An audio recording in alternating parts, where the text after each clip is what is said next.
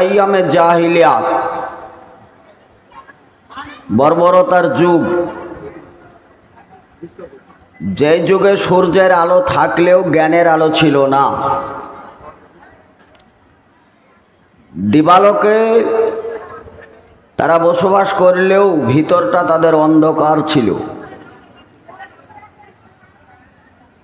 যে জাহিলিয়াতের কথা বলতে গিয়ে এখন বর্তমানে মানে ভাষা হারিয়ে যাবে বা ভাষা ফেল করবে এরকম পরিস্থিতি। এতটা বর্বরতা ছিল যেটা আজকের যুগে গরু ছাগলেও অতটা বর্বর ছিল না। একটা নারী তার বাপও ব্যবহার করত, তার ছেলেও ব্যবহার করত, করার পরে তারা গর্বিত করত যে আমরা অমুক জায়গায় অমুক এক মেয়ের সঙ্গে আমরা আজকে মিলিত হয়েছি। বাপেও যেমন বলতো, ছেলেও সেরকম বলতো। কোরআন হাদিসের যদি স্পষ্ট দলিল না থাকতো তাহলে হয়তো আমরাও অজ্ঞ হয়ে থাকতাম, ওই সব বিষয়গুলো আমরাও জানতাম না। যে সমস্ত বিষয় কোরআনে যেহেতু এসছে সে তো একেবারে দলিল সহকারে। এতটা বর্বর ছিল, তারা মেয়ের চাইতে ছেলেদেরকে বেশি পছন্দ করত। মানুষ এটাও কি সম্ভব? আজকের কোনো প্রাণী পুরুষে পুরুষে মিলিত হয় না, কোনো প্রাণীকে দেখা যায় না, সে গরু হোক, ছাগল হোক, মুরগি হোক, এঁদুর হোক, ছুঁচে হোক, বাঁদর হোক, শুয়োর হোক, কুকুর হোক, পুরুষে পুরুষে মিলিত হয় না। একটা জামানা এরকম গিয়েছে যে নারীর চাইতে পুরুষকে বেশি অধিকার দিত, বেশি ভালোবাসত। তারা ধ্বংস হয়েছে ঠিকই, কিন্তু ইতিহাস সাক্ষী আছে। খানায়ে কাবা যেখানে আজকে আমরা সলাত আদায় করছি, যেই দিকে মুখ করে সলাত আদায় করে মনকে তৃপ্তি দিই, মনে প্রশান্তি আসে, এবং আমাদের কেবলা যেটা সেটা হচ্ছে খানায়ে কাবা। সেই খানায়ে কাবার ভিতরে অধিকাংশ গণনা এতটাই 360টার অধিক মূর্তি ছিল। সেই মূর্তিগুলো স্বাভাবিকভাবে পুজো করা হতো না। সেখানেও নারী পুরুষ নির্বিশেষে উলঙ্গ হয়ে মূর্তির কাছে যেয়ে তারা আনন্দ করত। এখন একটা পরিবেশ পরিস্থিতিতে মক্কার মরুভূমিতে আব্দুল্লাহর ঘরে যিনি জন্ম নিলেন মুহাম্মদুর রাসূলুল্লাহ সাল্লাল্লাহু আলাইহি সাল্লাম, তিনিও এসে অবাক হয়েছিলেন। এখনো পরিবেশ পরিস্থিতিতে মানুষের মধ্যে কি করে দিনের আলো আসতে পারে, এদেরকে কি করে বুঝাতে পারি। যাকে বুঝাতে গিয়েছে, যাকে এক আল্লাহর দাওয়াত দিয়েছে, তারাই খেপে গেছে। নিজের বাড়ি থেকে, নিজের বংশ থেকে, বুনিয়াদ থেকে সামাজিকভাবে বয়কট করা হয়েছে। তাহলে ভালো কাজ, ভালো কথা বলেও তিনি শান্তি পাননি। শেষের দিকে তিনি এককভাবে তিনি চেষ্টা প্রচেষ্টা করার পরে হতাশ হয়ে গেছিলেন। এই অন্ধকার যুগে আলো আসবে কি করে,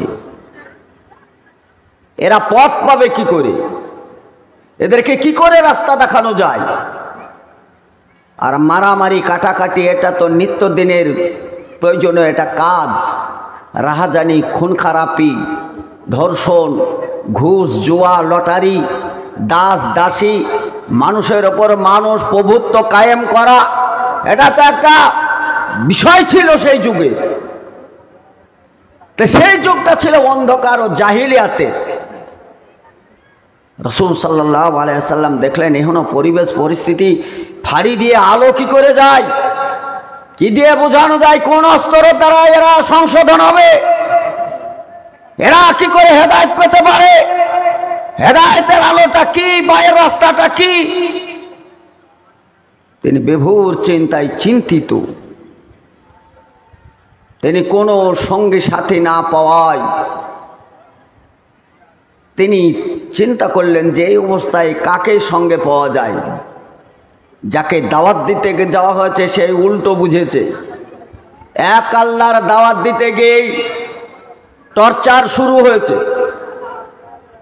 শুধুই টর্চার হয় নাই, এমন একটি মানুষ যার চরিত্রের কথা পবিত্র কোরআনে এসেছে, যে চরিত্রের কথা এর আগে কোনো মানুষের ছিল না, পরবর্তী কোনো মানুষের আসবে না, রাহমাতাল লিল আলামিন, যিনার উপর অনেক রহমত ছিল। তিনি কথা বলতেন খুব স্পষ্ট, কথা বলেন একটা একটা, কথা বলতেন থেমে থেমে, অপরের কথা শুনতেন তারপরে নিজে বলতেন।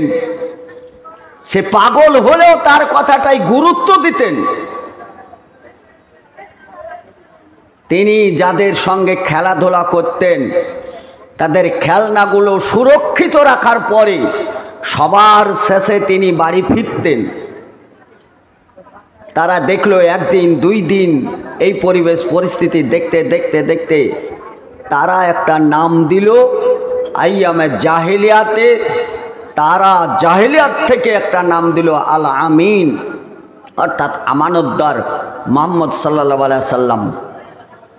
তিনি খেলার মাঠ থেকে সবার শেষে বাড়ি ফেরার পরেও কোনোদিন কাউরির খেলনা দোলনার খেয়ানাত করেন নাই, তাই তেনার নাম দেওয়া হলো আল আমিন।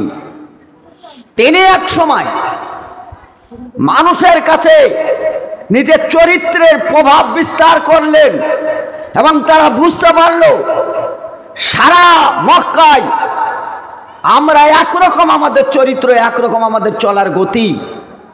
মুহাম্মদ সাল্লাল্লাহু আলাইহি সাল্লাম তিনার চলার গতি ভিন্ন রকম। আমরা ছলচাতুরি, মিথ্যাবাদী, অনেক কথার আশ্রয় গ্রহণ করে আমরা সমাজ করি। তিনি সত্য দিয়ে সমাজ করেছিলেন। পুরো জীবনীতে 63 বছরের জিন্দিগিতে জীবনেও কোনোদিন কোনো উপায়ে তিনি মিথ্যে কথার আশ্রয় গ্রহণ করেননি, যার নাম মুহাম্মদ সাল্লাল্লাহু আলাইহি সাল্লাম। আপনি আমি তেনারই উম্মত। বলুন, আমাদের মিথ্যে কথা না বললে ব্যবসা তিজারাত এমনকি বিবি বাচ্চার কাছেও মিথ্যে কথা না বলে আমাদের দিন কাটে না। যে মিথ্যে কথাকে অ্যাভয়েড করে চলে তিনি সারা পৃথিবীতে চরিত্রবান হলেন। তিনার উম্মত হয়ে আমরা মিথ্যে কথা না বলে দিন কাটাই না। আমরাও বলি যে কুল্লু উম্মাতিন ইয়াদখুলুনাল জান্নাহ, সকল নবী, সকল উম্মত নবীর উম্মত তারা জান্নাতে যাবে। যান আপনি জান্নাতে, নিষেধ নেই। কিন্তু আল্লাহ রাব্বুল আলামিন খুব সাবধান করেছেন মিথ্যাবাদী থেকে। তিনি সাবধান করেছেন আমানতের খেয়ানাত থেকে। তিনি সাবধান করেছেন ওয়াদা খেলাফ থেকে। বলেন তো কোনটা আমাদের মধ্যে নেই? কোনটা আমাদের মধ্যে নেই? আগামী কালকেই যদি আপনাকে আমি ডাক দিই ডাক বাংলার মোড়ে যে আমরা এই রাস্তাটাকে আমরা অবরোধ করব, নিয়ম মেনে আমাদের সংশোধনীয় বিল, যেটা ওয়াকফ সম্পত্তির ওপর সরকার চোখ ফিরিয়ে মুসলিমদের কাছ থেকে হাতাতে চাইছে, তার জোরতাল দাবি রেখে আপনাদের কাছে আমার বলার উদ্দেশ্য সেটা হচ্ছে সরকারি মাল কোনো তছরুপাত না করে, কাউকে ঘায়েল না করে, কাউকে আঘাত না করে, কোনো মাল নষ্ট না করে, কোনো রাস্তাকে জ্যাম না করে, সুস্থ পরিবেশে সুস্থ মস্তিষ্কে নিজের বাপের পৈতৃক সম্পত্তি এটা দখল করা আমাদের ন্যায় নীতি ন্যায্য দাবি। এই দাবি বিল প্রত্যাহারের দাবিতে আগামী 14 এপ্রিল বহরমপুরে ডাক দিয়েছি। সারা ভারতের যেখান থেকে যার সামর্থ্য আছে সে যে বহরমপুরে উপস্থিত হবে, এই ডাকটা কমসে কম আমরা দিয়েছি সকল জনগোষ্ঠী মিলে। আপনার পায়ের ধুলিটা চাই, আপনার এই মাথাটা গন্তি হিসাবে চাই, আপনাকে একজন মুসলিম হিসাবে চাই, আপনার একটা দাবি হিসাবে ন্যায্য মূল নীতির দাবিতে গর্জে উঠে জনসমুদ্রে আপনার গণনাটা আমরা দেখতে চাই। বাকি কাজ আমাদের। সোশ্যাল মিডিয়ায় যাচ্ছে এটা। আমাদের এই দাবিটা 14 এপ্রিল মনে রাখুন। আমরা বহরমপুরে জামাত হয়ে আমরা যেই সরকার আরএসএস প্রচালিত বিজেপি সরকার মুসলিমদেরকে খুব সহজেই মুসলিমদের সম্পদ হাতাতে চাইছে, আমরা ওইভাবে শিক্ষা গ্রহণ করি নাই। নিজের সম্পদ রক্ষা করতে গিয়ে যদি তাকে জান দিতে হয় জান দিতে হবে, রক্ত দিতে হলে রক্ত দিতে হবে। নিজের বাপদাদা পৈতৃক সম্পত্তি রক্ষা করা আমাদের মূল দায়িত্ব, কারণ তারা কবরে চলে গেছে দায়িত্ব আমাদেরকে দিয়ে। আমরা তো অন্যায় করি না, তো যারা অন্যায়কারী তাদের প্রতিবাদ করা, এই প্রতিবাদটাই শিখেছে। আমরা জিহাদি না। যারা জিহাদি বলছে, যাদের ভাষায় সব সময় জিহাদ লেগে আছে, তাদেরকে আপনারা চিহ্নিত করে দেখেছেন। নবমীতে দেখেছেন আপনারা তীরশুল আর অস্ত্র নিয়ে রাস্তায় পায়তারা করে বেড়াচ্ছে। আমরাও গোটা ভারত আন্দোলন করছি অস্ত্র ছাড়াই। আমরা শান্তিপ্রিয় মানুষ। ইন্নাদ্দিন ইনদাল্লাহিল ইসলাম। ইসলাম আমাদেরকে এটা শিক্ষা দিয়েছে যে আমরা কাউরির উপর আঘাত করি না, আমরা আঘাত পছন্দ করি না। আমার নবী আঘাত পছন্দ করতেন না। আমার নবী মার খেয়েছেন, কাউকে আঘাত করেছেন প্রমাণ নেই। তবে আত্মরক্ষা করার জন্যে, নিজের সম্পদ রক্ষা করার জন্যে তিনি 27টা যুদ্ধ এরকম নিরীহ মানুষ হয়ে তরবারি ধরেছে। যদি আপনার ঘামাচি হয়, নাইসিল পাউডার দেন, ঘামাচি সারে তো সারুক। যদি তাতে না সারে, ডাক্তারের কাছে যান, মেডিসিন নিয়ে সারুক। যদি নাই সারে, তারপরে দেখা গেল ঘামাচি থেকে এইটা জীবাণু ছড়াচ্ছে, বিষাক্ত হয়েছে, ছিল হাতের আঙুলে, এখন কবজিতে। এখন ডাক্তাররা পরীক্ষা করে দেখলো এটা নাইসিল পাউডারে হলো না, ক্যাপসুলে হলো না, ইঞ্জেকশনে হলো না। তখন দেখলো যে পরীক্ষা করে দেখলো এটা ক্যান্সারে পরিণত হতে চলেছে। এখন এর হাতটা যদি কাটা যায় বডিটা বাঁচবে, হাতটা যদি মায়া করে রাখা যায় তাহলে বডিটা মারা যাবে, লোকটি মারা যাবে। এখনও পরিবেশ পরিস্থিতিতে আপনার কি করা দরকার? হাতটা বাদ দেওয়া দরকার। বডি বাঁচাতে হলে হাত বাদ দিতে হবে। তাহলে আমরা নাইসিল পাউডার দিয়ে দেখেছি, আমরা ট্যাবলেট দিয়ে দেখেছি, ক্যাপসুল দিয়ে দেখেছি। এখন পরীক্ষা করে দেখছি আর নাইসিল পাউডার আর ক্যাপসুলে আর হচ্ছে না। এখন তো হাত কেটে বাঁচাতে হলে অস্ত্র লাগবেই লাগবে, অপারেশন করতে হলে। ফলে সরকারকে খুব হুঁশিয়ার করে শুনুন, আমাদের উপর অনেক অত্যাচার হয়েছে। মুসলিমদেরকে নিধন করে পায়তারায় অনেক নিরীহ মুসলিমকে হত্যা করেছো, আমরা চুপ ছিলাম। বাসে ট্রেনে দাড়িওয়ালা টুপিওয়ালা মুসলিমদেরকে তোমরা হত্যা করেছো, তাদেরকে অপমান অপদস্থ করেছো। আপনাদেরকে ফারাক্কা কেন্দ্রিক মাফিকুল বলে এক ভদ্রলোক, বৃদ্ধ মানুষ, তার সেক্সুয়ালের অত পাওয়ার নেই, অভিযোগ খাড়া করে এই মাফিকুলকে জনসমুদ্রে তাকে হেনস্থা করা হয়েছে, অপমান করা হয়েছে, তাকে মারা হয়েছে, তার দাড়ি ধরে ছেঁড়া হয়েছে, টানা হয়েছে। শুভেন্দু অধিকারী, তবে ওই মেয়েটাকে স্বাগতম জানিয়েছো, বরঞ্চ ধন্যবাদ জানিয়েছো। আমরা নিরীহ মুসলিম, আমরা চুপ ছিলাম, শান্তিপ্রিয় মুসলিম, আমরা ঝামেলা চাইনি। তবে আজকে মুসলমানের মগজে হাত দিয়েছো, জেনে রাখো সোতা ওয়াসের কো জাগাও মা। আমি এর আগে বলেছি, কোন মুসলমানকে খাপায়ও না বন্ধু। যদি খেপে যায় তাহলে আমরা মৃত্যুর স্বাদ আমরা বুঝেছি। দিম দিমা মামা সার দেখা তব নেহি দেখা মামা। মাথায় যখন পাগড়ি বাঁধি গর্দান চলে যাবে। পাগড়ির সম্মান আমরা বুঝি। মান তামাসসাক বিসুন্নতি ইনদা ফাসাদ উম্মতি ফালা হুয়া জুরুহু মিয়াতা শাহিদিন। মরতে তো হবেই হবে, মরতে তো হবেই হবে। আমরা মরণটাকে সে সুস্বাদু মরণ মনে করি, যেই মরণটা বাপদাদার পৈতৃক সম্পত্তি রক্ষা করতে গিয়ে যদি প্রাণ দিতে হয়, রক্ত দিতে হয়, জান দিতে হয়। তুমি কান খুলে শুনে রাখো, কত রক্ত তোমার চাই। সব রক্ত ঢেলে দিয়ে হলেও এই জমি রক্ষা করবো ইনশাআল্লাহ। অত সহজেই তোমাকে ছেড়ে দেব না। কোথা থেকে এসছো তুমি? দেশের সম্প্রীতি রক্ষার স্বার্থে তোমরা অরক্ষায় স্লোগান দিয়ে হিন্দু হিন্দু এক হও, তোমার স্লোগান হিন্দু হিন্দু এক হও, তুমি স্লোগান দাও। তুমি বলেছিলে 2 কোটি হিন্দু দিয়ে রামনবমী করব, তবে পারো নাই। কারণ দেশের হিন্দু ভাই তারা জানে এটা অন্যায়, এটা বিরাট অন্যায়।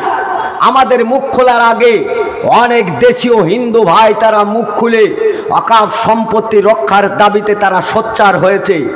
আমরা হই নাই, আমরা এমএলএ নয়, আমরা এমপি নয়, আমরা ভোটের দ্বারস্থ নয়, আমরা নেতা নয়, আমরা নেতৃত্ব দেওয়ার মানে আমরা জায়গায় নেই। যারা নেতা নেতৃত্ব, যারা এমপি এমএলএ তাদেরকে আপনারা জানেন। এই এলাকায় নেতাকে, এই এলাকায় এমপিকে, এই এলাকায় এমএলএকে তাদের সোনার তার দিয়ে মুখটাকে সেলাই করে দেওয়া হয়েছে। তারা আগামীতে ভোটে দাঁড়াবেন, তাই দিদির অপেক্ষা করছে পশ্চিম বাংলার মানুষ। তা দিদির অপেক্ষায় যদি আমি মুখটা খুলি, ঠোঁটটা যদি নড়াই, তাহলে পরে তো আমার ঠোঁটের ফাঁকে আর এই ইলিশ মাছের দাগা ঢুকবে না, খাসির মাংস ঢুকবে না, লোককে চাকরি দেওয়ার প্রবচনায় প্রলোভনে তাদের কাছ থেকে ছিনিয়ে আত্মসাৎ করা এগুলো হবে না। তাই টিকিটের আশায় বসে আছো। যারা এই টিকিট বরাদ্দ করে, যারা এই জনসমুদ্রে ভোট চাইতে আসছে, যাদেরকে চিহ্নিত করুন। আমি জোর গলায় প্রতিবাদ করে বলছি, তাদেরকে মুড়ো ঝাঁটা দিয়ে তাদের গোবর মেখে তাদের মুখের উপর ছড়ে মারেন। আজকে তারা একটা মুখ খুলে না, কারণ তারা মুসলিম। তোমাকেও পস্তাতে হবে, তোমাকেও পস্তাতে হবে, জেনে রাখো। তালের একটা বেগড়ে সরাম করে পড়ে আছে, তাকে নিয়ে চুলোই ভরলেও কাঁচা হয়ে আছো তো তোমার পরে টাইম চলে আসছে, নড়া দিলে তোমাকে পড়তে হবে। তুমি কথা বলো না কেন? তুমি কথা বলো না কেন? একটা এবারে মুখ খুলে চলো। আমরা দেখেছি বেলডাঙা কেন্দ্রিক হুমায়ুন কবির, সে বলেছিল, তার একটা কথা আমার খুব ভালো লেগেছে। সে আগে বলেছে আমি একজন মুসলিম, আগে আমার জাতি, তারপরে পার্টি, তারপরে উল্লেখ করেছে তৃণমূলে আমি এসেছি এই তো কিছুদিনে, তৃণমূলের জন্ম তো কিছুদিন হলো। আর আমি হুমায়ুন কবির, আমার জন্ম তো 60 বছর আগে, আমি 60 বছর আগে থেকে মুসলিম। ওই হুমায়ুন কবিরের সাথে কোনো এমএলএ সাথ দেয়নি। টিকিট নিবে আগে, টিকিট নেওয়ার পরে ভোটটা তো আপনাদেরই নিবে। টিকিট নেওয়ার পরে ভোট কাদের কাছে যাবে? আপনাদের কাছে যাবে না? ভোট আপনাদের না। ওদের স্লোগানটা আমি বহুদিন আগে বলেছি, এলাকায় বহু বক্তব্য দিয়েছি। ওদের স্লোগানটা কান ফেলে শুনে রাখেন। বহু পুরাতন ভাবে আন্দোলন করে আসি, আমাদের আন্দোলনে আপনারা কান দেন নেই। আমাদেরকে মৌলবি মোল্লা মনে করে ছেড়ে দিয়েছেন।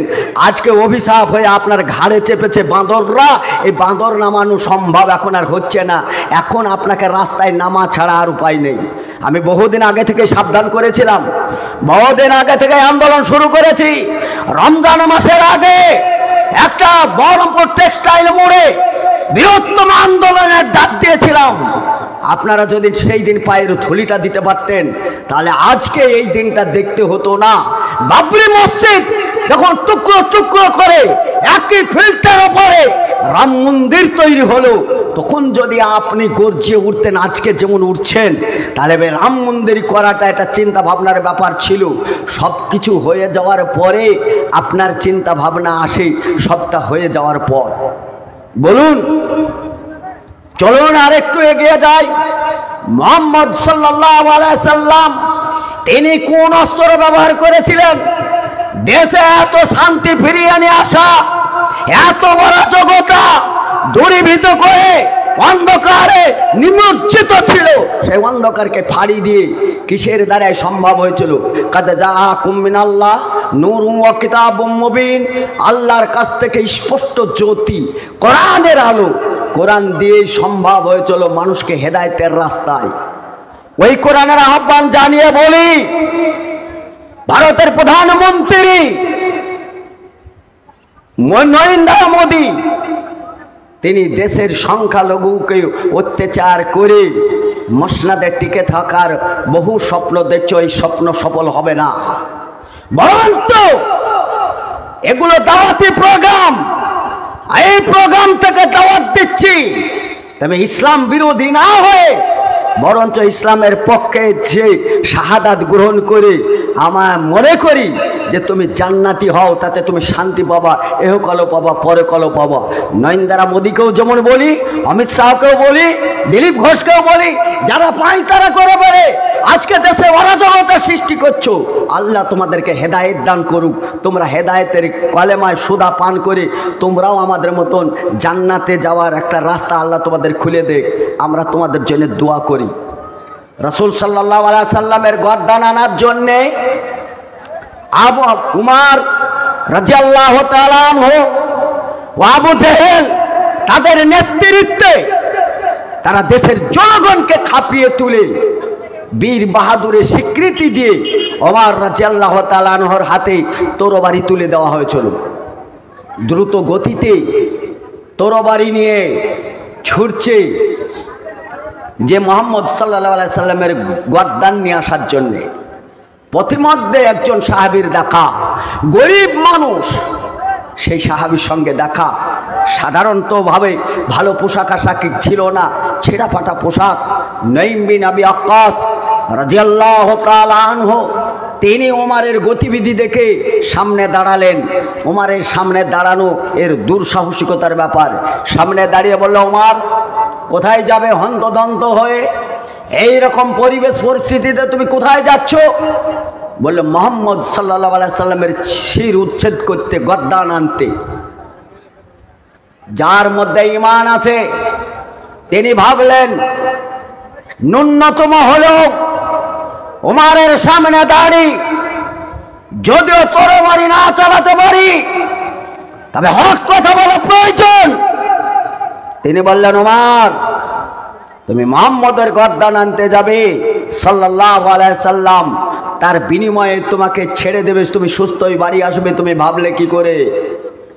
বলল, তোমার কথার সুর ভিন্ন মনে হচ্ছে, তুমিও নাকি মুসলিম হয়েছো, তুমিও কি মুসলিম হয়েছো? তিনি বললেন, আমি যদিও মুসলিম হই তো তোমার কি করণীয় আছে? এটাকে তোমার বাপ দাদার 14 গোষ্ঠীর ধর্ম ধরেই থাকতে হবে? আমাকে ভালো লেগেছে মুহাম্মদ সাল্লাল্লাহু আলাইহি সাল্লামের নীতি আদর্শ, আমি মুসলিম হয়েছি, তাতে তোমার কি যায় আসে? কেন তোমার এখনো কথার উত্তর আমাকে দিতেই কি হবে? ওমর নাঙ্গা তরবারিতে বলল, তাহলে প্রথম শাহিদ তরবারের আঘাতটা তোমারই হোক। মুসলমান কাকে বলে? ওমর যতই বাহাদুর হোক, তার মধ্যে পবিত্র কালেমা ঢুকেছে, অতএব রক্ত আর নাপাক নেই, এই রক্ত এখন পবিত্র। নঈম বিন আবি ওয়াক্কাস বললেন, ওমর তোমার জানা নেই, আমি যদি এমন অবস্থায় তোমার গর্দানে যদি তরবারি চালাতে পারি সেটাও আমার লাভ। তোমার হাত থেকে যদি আমি রেহাই না পাই, যদি আমার গর্দান উড়ে যায়, তবু এটাও লাভ।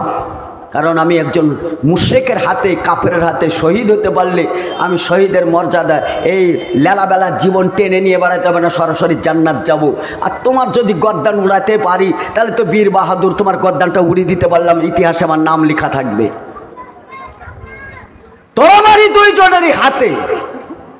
সাপের মাথায় যেমন জড়ি দিলে নিয়ে যায়, বলল খুব মুহাম্মদের গর্দান আনতে মন চাইছে, আমাদের গর্দান আনতে তোমাদেরও সহজ মনে হচ্ছে। ঠিক আছে, গর্দান আমার নাও, কোনো যায় আসে না, আমার ওপর আঘাত করো, কোনো যায় আসে না। মুহাম্মদ সাল্লাল্লাহু আলাইহি সাল্লামের গর্দান আনো, তবু হয়তো তোমার বীরের মধ্যে আমি হয়তো রক্ষা করতে পারবো না, তবে তোমার বোন আর বোনাই অর্থাৎ ভগ্নিপদ দুটোই মুহাম্মদ সাল্লাল্লাহু আলাইহি সাল্লামের কলেমার আদর্শই এখন আদর্শিত হয়েছে। নিজের বাড়ি সামলাতে পারো না, পরের গলায় কোপ চাপাতে চাও। নিজের বাড়ি সামলানোর মতন ক্যাপাসিটি নেই, তোমার বোনকে আগে রক্ষা করো। তোমার বোনাই ভগ্নিপদটাকে তুমি রক্ষা করো, সে তো ইসলাম কবুল করেছে।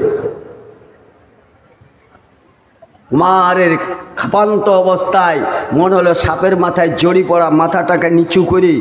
তাই তো বিচক্ষণ ছিল উমর রাদিয়াল্লাহু তাআলা আনহু। বললে, অন্যের গর্দান আনার চাইতে তো নিজের বাড়ি সামলানো দরকার। খাপের মধ্যে তরবারিটা ধরে দ্রুত গতিতে বাড়ির দিকে রওনা। বাড়িতে গিয়ে নবা মুসলিম, আপনি তো পুরাতন মুসলিম, বাপে জন্ম দিয়েছে মুসলিম হয়ে গেছেন, আপনি তো মুসলিম। আপনি কোরআন না পড়লেও মুসলিম, নামাজ না পড়লেও মুসলিম, রোজা ফাঁকি দিলেও মুসলিম, জাকাত না দিলেও মুসলিম, হজ না করে জমি জায়গা কিনে ফ্ল্যাট বানানো আপনি মুসলিম। আপনার তো মুসলিম গোড়া থেকেই মুসলিম, তারপরে তো ধামায় বসে লিঙ্গ কেটেছে না, আরও পাকা মুসলিম। আপনার মুসলিমের অভাব নেই, কিন্তু তারা সেই মুসলিম। বলে ইমান তাজা করার জন্যে কি কি প্রয়োজন? বলে আমানতু বিল্লাহ, আল্লাহর প্রতি ইমান নিয়ে আসা, আল মালাইকা ফেরেশতার উপর ইমান নিয়ে আসা, তারপরে রসুলের উপর ইমান নিয়ে আসা, ও কুতুবিহি কিতাবের ওপর ইমান নিয়ে আসা। তা কিতাব কি করে? কিতাব বলতে কোন কিতাব? কিতাব বলতে ওই কিতাব যেই কিতাব পড়লে পারে নেকি পাওয়া যায়, যে কিতাব পড়লে রহমত বর্ষিত হয়, যে কিতাব পড়লে পারে আপনার রহমত ও বরকত আসে, ওই কোরআন পড়লে পারে হৃদয় প্রশস্ত হয়, অন্তর শীতল হয়, আনন্দ পাওয়া যায়, ওই কোরআনে জান্নাত পর্যন্ত পৌঁছে দেয়। আল কোরআন ওয়াসিয়ামায় আসফান, আমার জন্য সুপারিশ কেউ করুক আর নাই করুক, পবিত্র কোরআন আমার জন্য সুপারিশ করবে ভেবেই প্রতিদিন আপনার সঙ্গী সাথী বন্ধু হিসাবে একটি আয়াত বা দুটি আয়াত, ছোট্ট একটি সূরা বিসমিল্লাহির রহমানির রহিম, কুল হুয়াল্লাহু আহাদ আল্লাহুস সামাদ লাম ইয়ালিদ ওয়া লাম ইউলাদ ওয়া লাম ইয়াকুল লাহু কুফুয়ান আহাদ। এই ছোট্ট সূরার মধ্যে 10 পারা কোরআনের সমতুল্য রহমত ও বরকত ভরা আছে। যদি 2 বার পড়া যায় 20 পারা কোরআন, যদি 3 বার পড়া যায় 30 পারা কোরআন পড়ে যেই নেকিটা পাওয়া যায়, ছোট্ট সূরাটার মধ্যে আল্লাহ রাব্বুল আলামিন এতটা রহমত বরকত ভরেছে যে পুরো কোরআন পড়ার সমতুল্য নেকি পাওয়া যায়। এই হচ্ছে পবিত্র কোরআন। কোরআন পড়লে পরে কত মজা লাগে।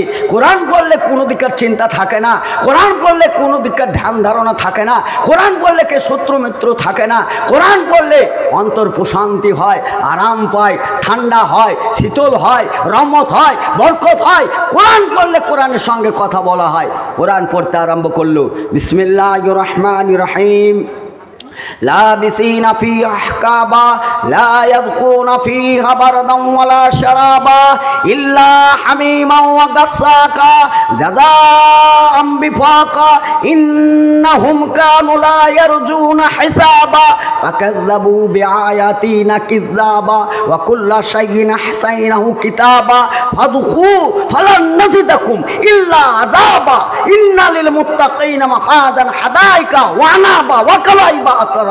কোরআন যত পড়ে তত এগিয়ে যায়। এই কোরআন হচ্ছে আল্লাহর কিতাব, এই কোরআন হচ্ছে আল্লাহর কথা, এই কোরআন হচ্ছে আল্লাহর সমস্ত বাণী। কোরআনের মধ্যে কোনো সন্দেহ নেই। কোরআন পড়লে মন তৃপ্তি পায়। তার দুলা ভাই আর তার বোন দুইজনে কোরআন পড়ছে আর কোরআনের সঙ্গে কথা বলছে। এমন সময় ওমরের দাপট, ওমরের গর্জন, ওমরের পায়ের আওয়াজ শুনে তারা দ্রুত লুকাতে গিয়ে কোরআনের একটি পাতা সেইখানে পড়ে গেল। তেনারা লুকিয়ে পড়লেন বটে, কিন্তু তার দোলা ভাই অর্থাৎ ভগ্নিপতি রেহাই পেল না। তার দাড়ি ধরে আছাড় মেরে তার উপর নানানভাবে অত্যাচার শুরু করলো। তার বোন ফাতেমা রাদিয়াল্লাহু তাআলা আনহা, মেয়ে মানুষ, তিনি গর্জে উঠে বলল, ওমর, তোমার গায়ে যে রক্ত আছে ওই একই রক্ত আমার গায়ে আছে।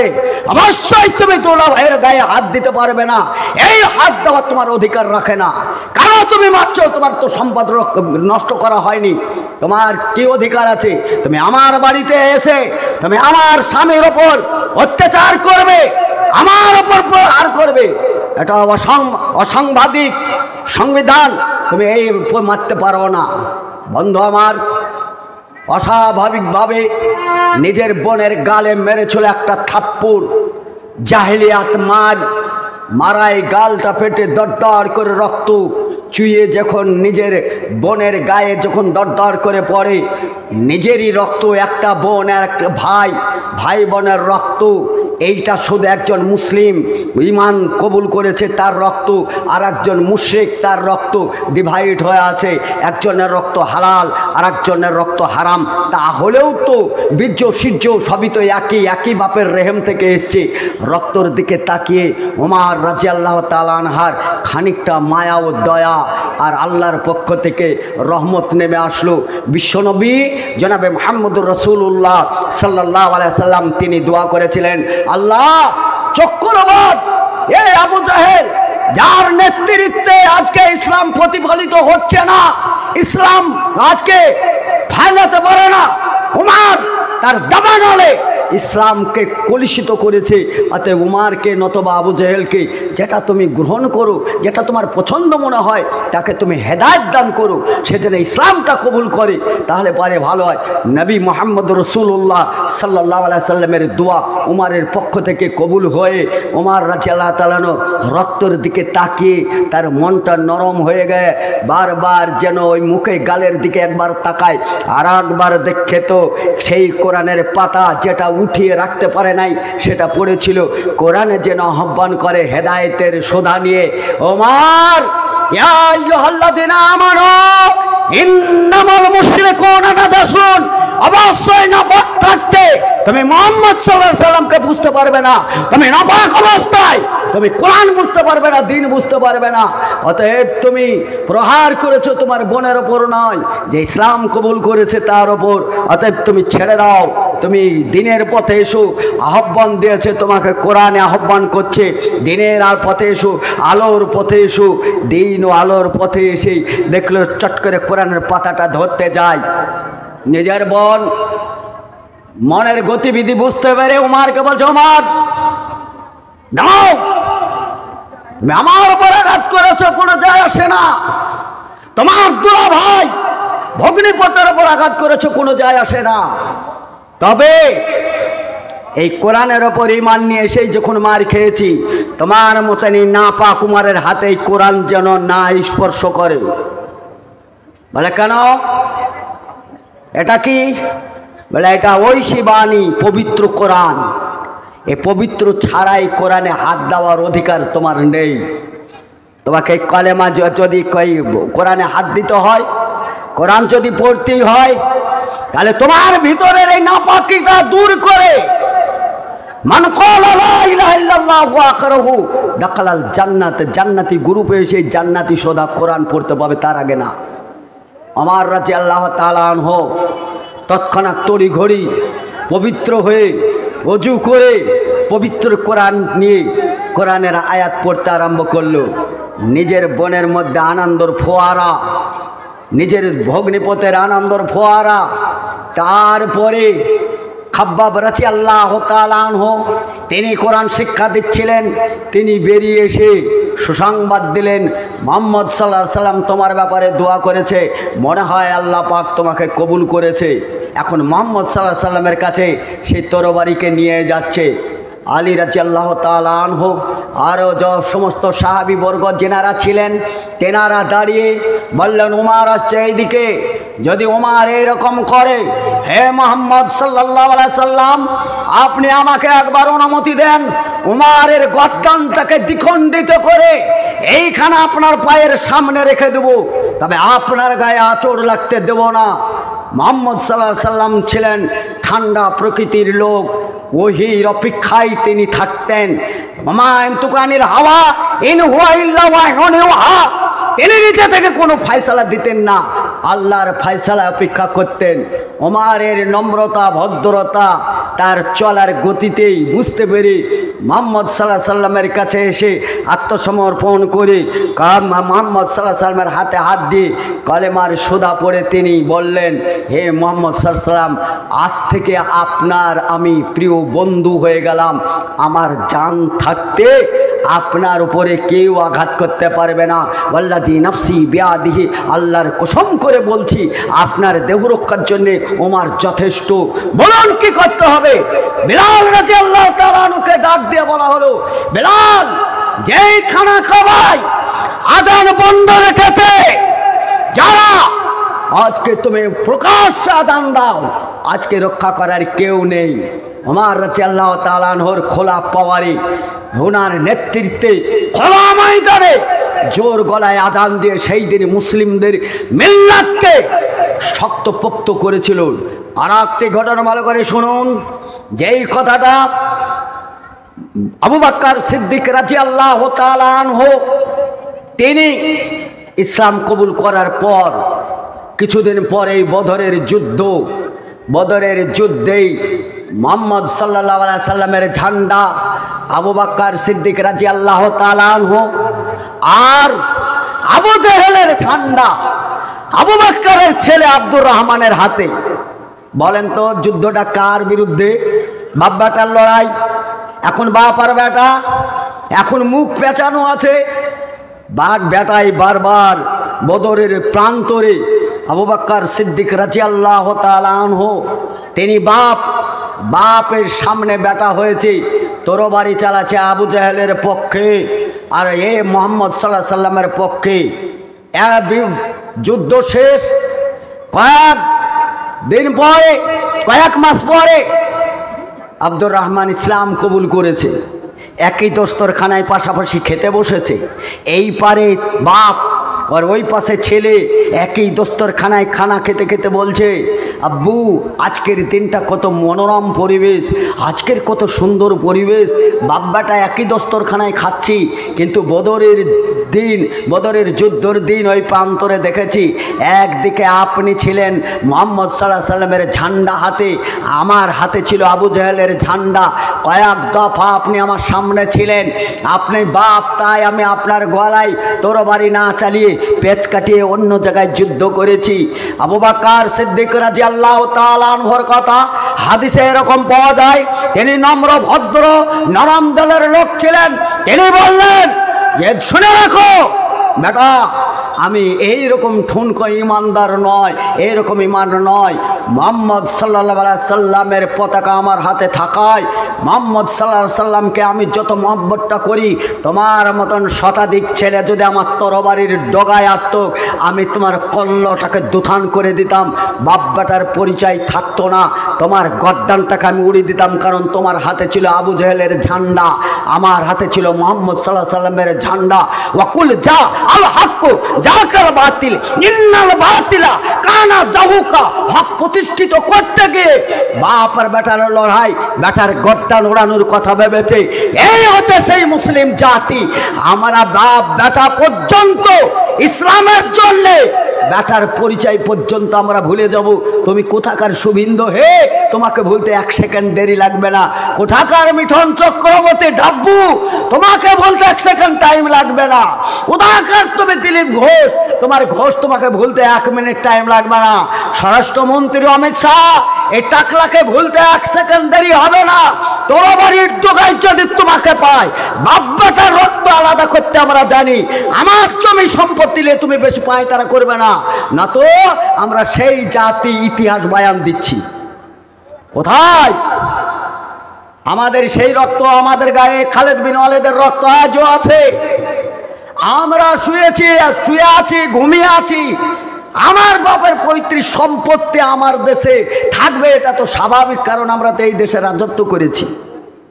আমার তো আগ্রা থাকবে, এটা তো স্বাভাবিক। ইডেন গার্ডেন আমার থাকবে, এটা তো স্বাভাবিক। দিল্লি থাকবে, এটা তো আমার স্বাভাবিক। তাজমহল থাকবে, এটা তো আমার স্বাভাবিক। কাটরা মসজিদ থাকবে, এটা তো আমার স্বাভাবিক। বাবরি থাকবে, এটা তো আমার স্বাভাবিক। আমাদের থাকবে মানে আমরা এই দেশের সোনাগরুক, আমরা দেশে রাজত্ব করেছি, আমাদেরই তো থাকবে। তুমি কি করেছো? হে আরএসএস এর দল গুন্ডাবাজি করতে এসে রামনবমীতে তোমরা খোলা তরবারি নিয়ে দেশে অশান্তি শৃঙ্খলা তোমরা সৃষ্টি করেছো। আমাদের দেখাও, প্রমাণ করো। বরং তোমরা রাস্তায় হাঁটতে গিয়ে আমরা সোশ্যাল মিডিয়ার মাধ্যম দিয়ে এটা দেখেছি, অনেক মুসলিম ভাই তারা বোতল পানি সরবরাহ করে তোমাদেরকে পান করিয়েছে, করাই নাই? ওয়ালা তাসতাবিল হাসানা ইল্লা বিসাইয়্যা ইদফা বিল্লাতি আহসান। এটা নবীর আদর্শ, কোরআনের আদর্শ। কারণ আমরা দেশপ্রেমিক তোমার কাছে শিখতে হবে না। তোমার যা রক্ত দেওয়া হয়েছে তার ডবল রক্ত আমরা দিয়েছি। কারণ হাড়ি আমার হাতে ছিল, হাড়ি বাঁচাতে গিয়ে রক্ত আমার বেশি দিতে হবে, এটাই স্বাভাবিক। দেশের হিন্দু ভাই অনেক রক্ত ঢেলে দিয়েছে দেশ বাঁচাতে গিয়ে, আজও আকার সম্পত্তি বাঁচাতে গিয়ে নিরপেক্ষ হিন্দু ভাই যারা আমরা দেশীয় হিন্দু যারা দেশপ্রেমিক তারা আজও ওয়াকফ বিলের দাবিতে তারা গর্জে উঠেছে। আমরা জানি অনেক হিন্দু বোন তারা মুখ খুলেছে ওয়াকফ সম্পত্তির পক্ষে, তোমাদের প্রত্যাহারের দাবিতে অনেক হিন্দু এমএলএ এমপি তারা পদত্যাগ পর্যন্ত করেছে। তোমাদের লজ্জা লাগে না? তুমি প্রধানমন্ত্রী, তোমার দরকার ছিল একটা দেশে হাসপাতাল তৈরি করা, তোমার দরকার ছিল একটা ইউনিভার্সিটি তৈরি করা, তোমার দরকার ছিল মুসলিম অমুসলিম সকলের জন্য কোনো একটা দেশের সেবামূলক কাজ করা। তুমি কিছু না পেয়ে মুসলিম মারা সংখ্যালঘুদেরকে তুমি আলাদা করে তুমি হিন্দু হিন্দু একাও করো, তোমার হিন্দুকে এক করো দেখি, করো। তুমি তো 2 কোটি নিয়ে রাস্তায় নামবো বলেছো, 2 লাখও নামাতে পারোনি। তার মানে দেশের হিন্দু বুঝে গেছে এই বিজেপি 1 নম্বরের ইবলিশের চাইতে খারাপ শয়তান। তোমার শয়তানি ধরা পড়েছে, অতএব আর ইবলিশগিরি করো না। তোমার এই ইবলিশগিরি যতদিন চলবে আমরা ততদিন বাড়ি ঘর ছেড়ে দিয়ে রাস্তায় বসে থাকবো। তুমি বিল পাস করছো কি করে না দেখে দম নাই। ভাই সকল, আমি যতই গলা ফাটাই আর যতই বলি একা না বোকা, আমার কোনো মূল্য আছে? কথা বলেন, আমার মূল্য আছে? আমরা সবাই যদি একত্রিত হই মূল্য আছে না নেই? ওয়াতাসিম বিহাবিলিল্লাহি জামিআন ওয়ালা তাফাররাক, কোরআনের শব্দ এটাই। আমরা ইউনিটি, সেই ইউনিটি করতে চাই যেটা মৌমাছির নেতৃত্বে একটা নেতৃত্বে মৌচাক যেমন ধরে রাখতে পারে, আমরা এরকম নেতৃত্বে দিয়ে আমরা মুসলিম অমুসলিম যারা আমরা দেশীয় ভাই, আমরা मुसलमान के पहले और हिंदू का पहले हरफ है और मुसलमान का पहले हरफ मीम है और मीम मिल करके हम है तो हिंदुस्तान है। আমরা যারা দেশপ্রেমিক যারা দেশ গড়েছি তারা আমরা পারবো, আমরা ইডেন গার্ডেন মাঠকে ঠেকাতে, আমরা পারবো তাজমহলকে রক্ষা করতে, আমরা পারবো আগ্রা রক্ষা করতে, আমরা পারবো দিল্লির জামা মসজিদ রক্ষা করতে, আমরা পারবো কাটরা মসজিদ রক্ষা করতে, আমরা পারবো বাবরি মসজিদ রক্ষা করতে, আমরা পারবো ইমামবাড়া রক্ষা করতে। আমরা দেশীয় হিন্দু ভাই আমরা সকল মিলে ঐক্যবদ্ধ যদি হয়, আরএসএস প্রচালিত দেশের কুখ্যাত সন্ত্রাসের নেতা গুন্ডা নরেন্দ্র মোদী ও অমিত শাহ তাদেরকে বিতাড়িত করতে জনগণ যদি সংঘবদ্ধ হয় পারা যাবে ইনশাআল্লাহ। অবশ্যই এতদিন ঘুমিয়েছিলাম, শুয়েছিলাম, কোরআন পড়েছি, শ্যাম পালন করেছি, তোমাদেরকে পানি পান করেছি। এখন তুমি মুসলমানের গায়ে হাত দাও নাই, মগজে হাত দিয়েছ। মগজ বাঁচাতে গেলে যত রক্ত লাগে এই দেশের মাটিতে তত রক্ত দেব, 1 ইঞ্চি জায়গা ছেড়ে দেব না। কান খুলে শুনে রাখো, তোমার বাপের পৈতৃক সম্পত্তি না, তুমি চাইলেই পাবে। তোমার বাপকে বলো জমি দিতে, আমার জমির উপর তুমি কেন, আমার বাপ দাদার জমির উপর তোমার চোখ যায় কেন? কেন এত স্পর্ধা তোমার? ভোট চেয়েছো, ভোট দিয়েছি, কেজরিওয়াল ফেল করেছো, তুমি বিজেপিতে জিতেছো, ওখানে অনেক মুসলিমরা ভোট দিয়েছে। খাল কেটে তো কুমির নিয়ে আসা হয়েছেই, আর তারপরেও তোমাদের রক্ত তো ওই রক্ত। ইন্নামাল মুশরিকুনা নাজাসুন, কোরআন বলেছে ওদের রক্ত ওরা সবাই নাপাক। অতএব ওদের নাপাকিতে আপনারা বিশ্বাস করেন মানে, ওদের কথাই বিশ্বাস করেন মানে। অমিত শাহ বলেছে মুসলমানের জমি মুসলমানেরই থাকবে। আমরা শুধু সুরক্ষা করার জন্য আমরা এটাই করেছি, বিল পাস করছি। আচ্ছা, ওদের কথা কি বিশ্বাস আছে? আছে? যদি তোমার কথা এটা যদি বিশ্বাস থাকে, তুমি আমার জমি সম্পত্তি সুরক্ষার জন্য তুমি বিল পাস করেছো, তাহলে দিল্লির রাজপথে যারা মুসলমানরা সালাত আদায় করছিল, নামাজ পড়ছিল, তোমার এই গুন্ডা পুলিশ তারা হাই মেরে লাথি মেরে মসজিদ এই নামাজ থেকে হটাবার চেষ্টা করেছো। ঠুনকো ইমানদার নিয়ে নামাজ পড়া হয় নাই। একটা মুসলমানকে তুমি রাস্তা থেকে হটাতে পারো নাই। তোমার জানা উচিত ছিল নামাজ অবস্থায় কোনো মুসলমানকে পুলিশে হাই মেরে, লাথি মেরে, বন্দুক দিয়ে মেরে নামাজ ছাড়াতে পারা যায় নাই, তাহলে এ জাতিকে আর কিছু তো পারা যাবে না, এটা জানা উচিত ছিল। তুমি জানতে পারো নাই, তুমি মুসলমানের মগজে হাত দিয়েছো। এতদিন আমরা খুব স্লো আন্দোলন করেছি, বলেছিলাম আপনাদেরকে সব কথা বলার পরে আপনারা হুঁশিয়ার হননি। ওদের স্লোগানটা বলেছিলাম যে তোমাদের ভোট আমাদের রাজ। ওরা বলে তোমাদের ভোট মানে ভোট তো আমাদের না, আমরা ভোট দিই না, তাহলে তোমাদের ভোট আমাদের রাজ, আমরা খাবো তোমরা বাদ। হয় না কথাটা ঠিক কিনা? কথা ঠিক কিনা? কথাটা কি আছে? তোমাদের ভোট আমাদের নেওয়ার সময় হাত জোড় করে স্যার একটু তাকাবেন, ওই বাড়ি যাই। সব সময় ওরা ভিখারির মতো হাত দুটো জোড় করে রাখে, ভোট ভিক্ষে করে বেড়ায়। ভোটের পরে পায়ে থাকে বোট, ওই গরিবদের পেটে লাথি মারে। ওপরে জোড় হাত দেখে ভোট দেন, নিচে ওদের বোর জুতো দেখতে পান না। গরিব তিরপল টাঙে বাস করছে, থাকতে পায় না, ওদের টাকাগুলোকে মেরে চিলিকুটা তৈরি করে বিলাতি কুকুর রাখে, তাদেরকে ভোট দেন আপনারা। ওরা কি বলে? তোমাদের ভোট আমাদের রাজ, আমরা খাবো তোমরা বাদ, যদি করো প্রতিবাদ ঘাড় থেকে মাথা বাদ। আজকে বলেন আপনাদের ঘাড় থেকে মাথা বাদ যাচ্ছে কিনা? বলেন যাচ্ছে কিনা? তাহলে কাকে ভোট দিয়েছি আমরা? যারা এই দেশের নেতা, এই নেতাদের হাতে পুলিশ, নেতাদের হাতে প্রশাসন, নেতাদের হাতে থানা, নেতাদের হাতে কোর্ট কাচারি, নেতাদের হাতে ঘুষ, নেতাদের হাতে জুস, নেতারাই সব। আমাকে তো এই 1 মিনিটে গ্রেপ্তার করতে পারবে। নেতারা ফোন করে বলবে আমাদের ভোট কাউন্টিং নষ্ট করে দিল সোহেল সালাফি, একে গ্রেপ্তার করা হচ্ছে না কেন?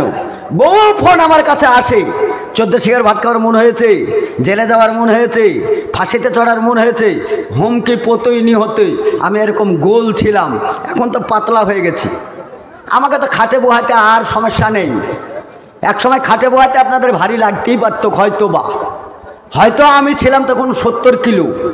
এখন তো এই গত পরশুদিন মেপে দেখলাম এখন মাত্র 43 কিলো। আজকে যাওয়ার পরে আরও 1 কিলো কমবে, আস্তে আস্তে তো কমে যাচ্ছে। খাটে বুঝি কবরে ভরতে আর আমার কবর খুঁড়তে আপনাদেরকে কষ্ট লাগবে না, তাহলে একটি বেঁচে গেলেন। দ্বিতীয় কথা, আমাকে মারতে গুলি খরচ করার দরকার নেই। আমার গলায় ফাঁসি দেবেন, ফাঁসির দড়িটা এমনি ফক করে বেরিয়ে যাবে, গলা শুরু হয়ে গেছে। আপনি আর কি করতে পারেন? আপনার স্থানীয় থানা, কোর্ট কাচারি, পুলিশ দিয়ে আমাকে থানা, কোর্ট কাচারির ভয় দেখান।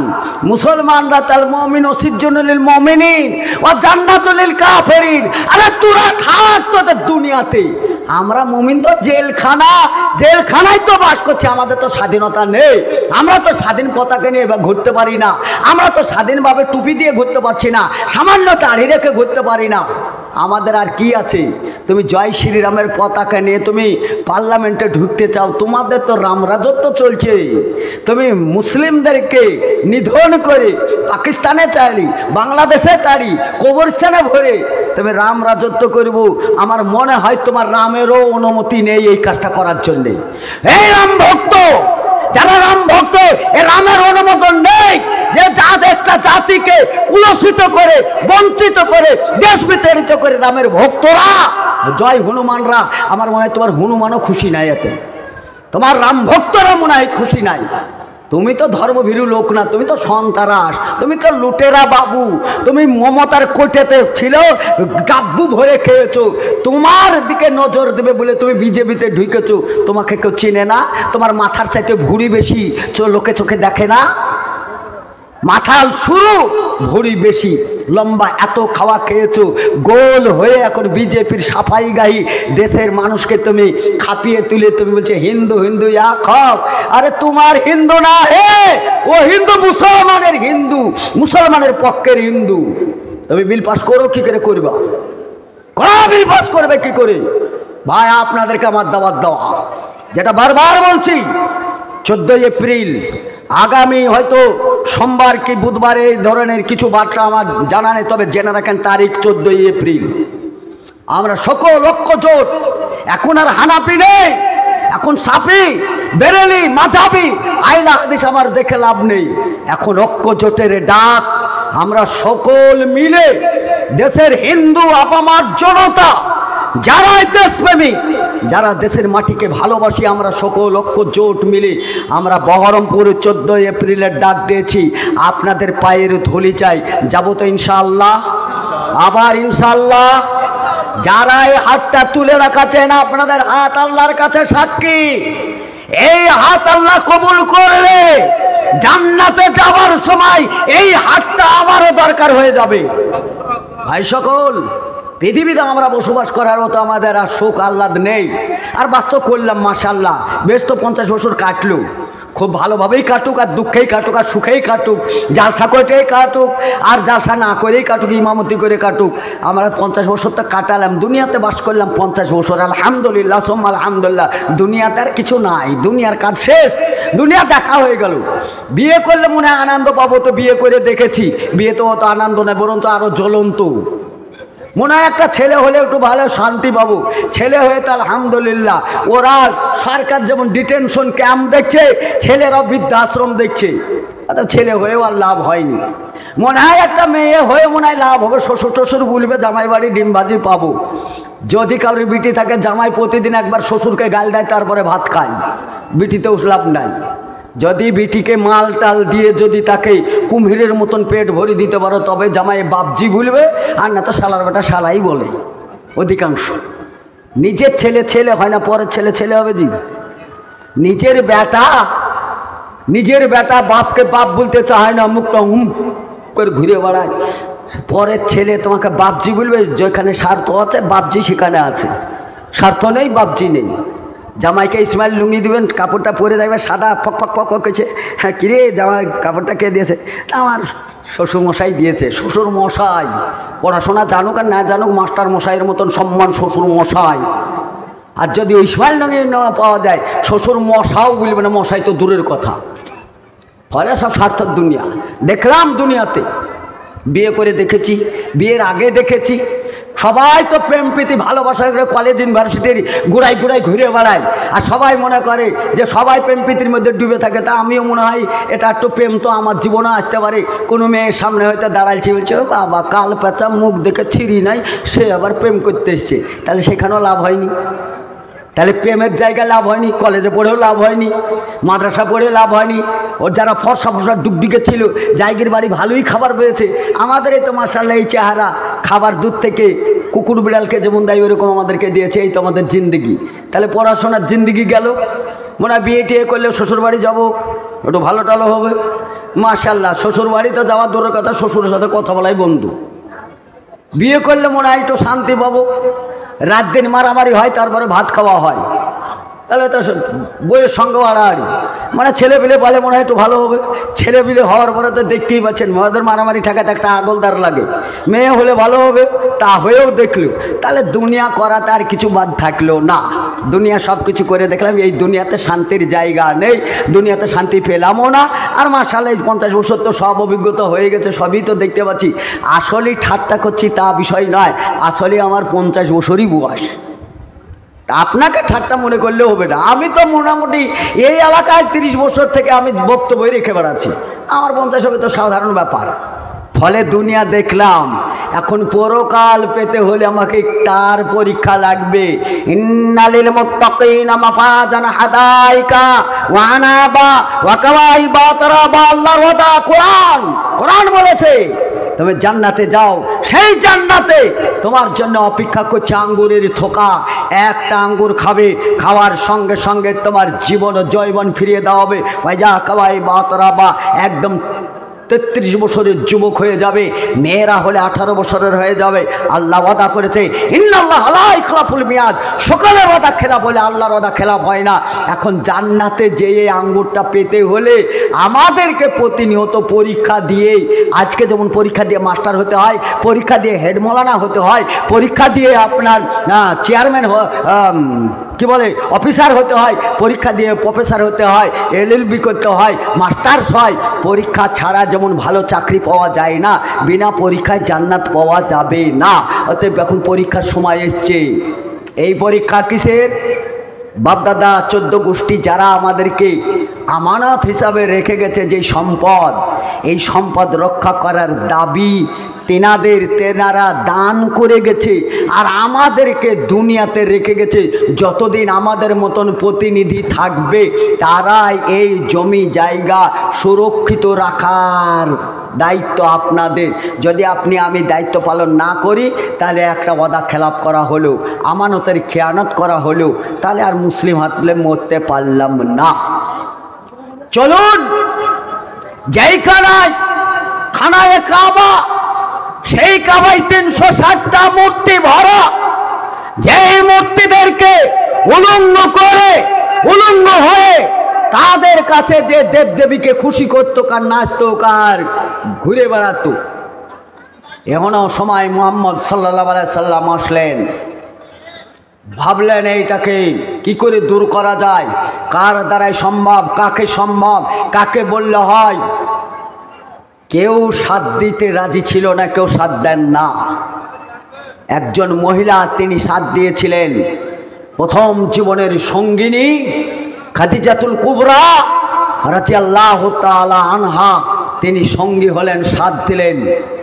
মুহাম্মদ সাল্লাল্লাহু আলাইহি সাল্লাম যখন গারে হিরায়, খাদিজাতুল কুবরা টুকটুক টুকটুক করে উঠে গার হিরায় ধ্যানেরত মুহাম্মদ সাল্লাল্লাহু আলাইহি সাল্লাম কিছুটা খাদ্যদ্রব্য নিয়ে গিয়ে তিনি সঙ্গিনী হিসাবে অনেক উঁচু জায়গায় বহু কষ্টের সহিত উঠে তিনি চুপ করে তিনার পিছনে বসে আছেন। দীর্ঘক্ষণ বসে থাকায় মুহাম্মদ সাল্লাল্লাহু আলাইহি সাল্লাম ধ্যান থেকে ঘুরে তাকিয়ে দেখলেন সঙ্গিনী হিসাবে খাদিজাতুল কুবরা রাদিয়াল্লাহু তাআলা আনহাকে। জিজ্ঞাসা করলেন খাদিজাকে যে তুমি কখন এসছো?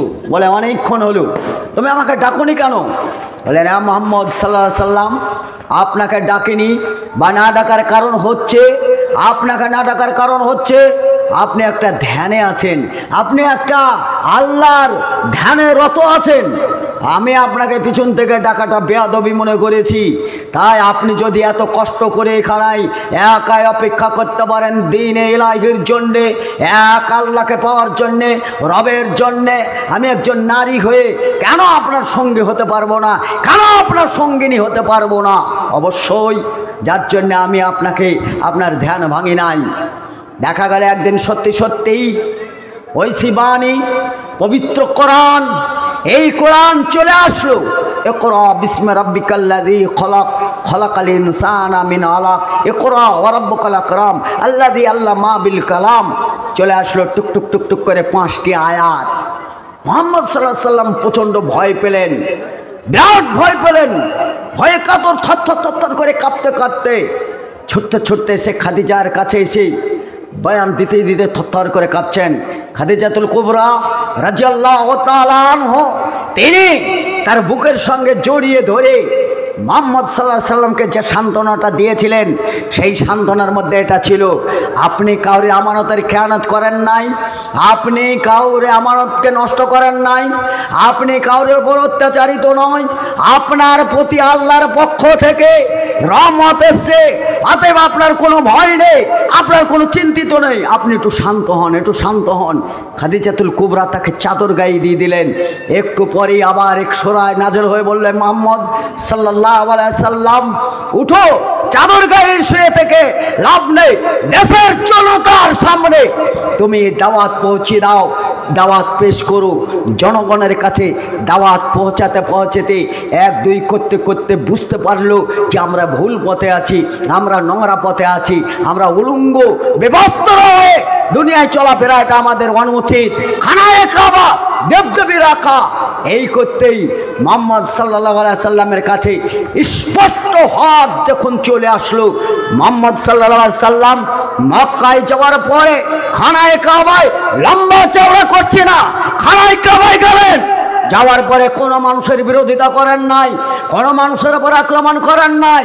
যারা এমনকি মুহাম্মদ সাল্লাল্লাহু আলাইহি সাল্লামের উপর আক্রমণ করেছিল তাদের উপর আক্রমণ করেন নাই।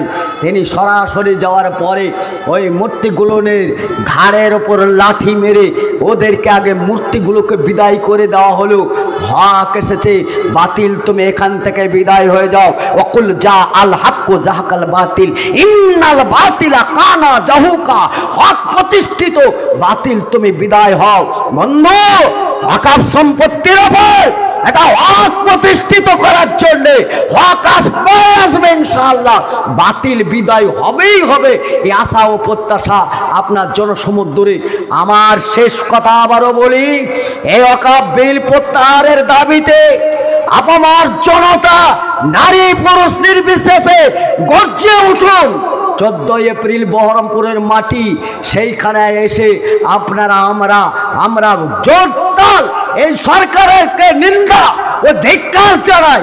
আরএসএস প্রচারিত সরকার, বিজেপি সরকার দেশ থেকে বিদায় হোক, বিতাড়িত করার দাবিতে আমরা 14 এপ্রিল বহরমপুর ঐক্য জোর দিয়েছি। আপনাদেরকে আহ্বান ও দাওয়াত এই প্রোগ্রামে সামিল হওয়ার জন্য অবশ্যই আসবেন, তার দাবি রেখে আমার বক্তব্য এখানে ব্রেক করছি। কারণ আমার